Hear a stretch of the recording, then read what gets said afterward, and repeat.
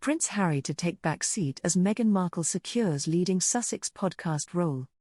Prince Harry will be taking a back seat and let Meghan Markle take a leading role in the presenting of their podcast, a royal commentator has claimed. Royal expert Neil Sean claimed that Prince Harry has taken a back seat as an executive producer to leave Meghan Markle take charge of the agenda behind their upcoming audio projects. The Duchess of Sussex is reportedly preparing for a new podcast focusing on various topics from entertainment to world news.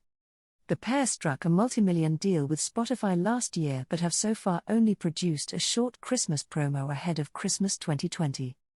Mr. Sean told his YouTube channel Neil Sean's Daily News headlines, Harry and Meghan's Archewall audio team are now allegedly fully complete.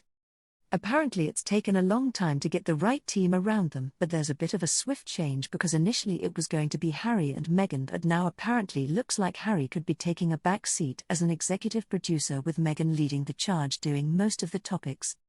Now apparently they're going to be debatable topics of the day, everything from entertainment, showbiz, politics, world news, empowerment, you get the picture, and the one thing that I do find interesting is it's going to be very difficult for her.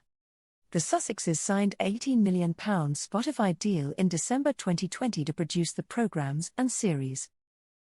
The duo released a trailer with Harry introducing their new collaboration to the world, saying, "That's what this project is all about, to bring forward different perspectives and voices that perhaps you haven't heard before and find our common ground."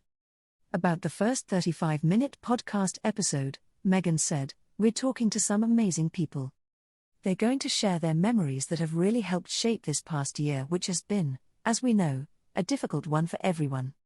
Prince Harry continued, "So many people have been through so much pain this year, experiencing loss, a huge amount of uncertainty, but it feels worth acknowledging that 2020 has connected us in ways we could have never imagined, through endless acts of compassion and kindness."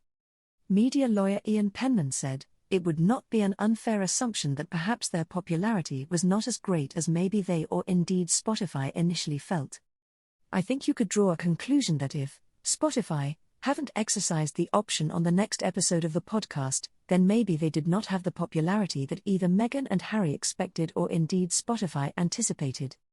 He told Express.co.uk, "It's famously the case in music deals, this goes back decades, that when people talk about a large deal, like Robbie Williams signing a deal for £15 million or something, it does not mean he gets £15 million on day one. So the problem you have here, I would imagine, is that when they talk about an £18 million Spotify podcast deal, it probably means that they have signed their first product, in this case, a podcast. They then have many, many options for further products.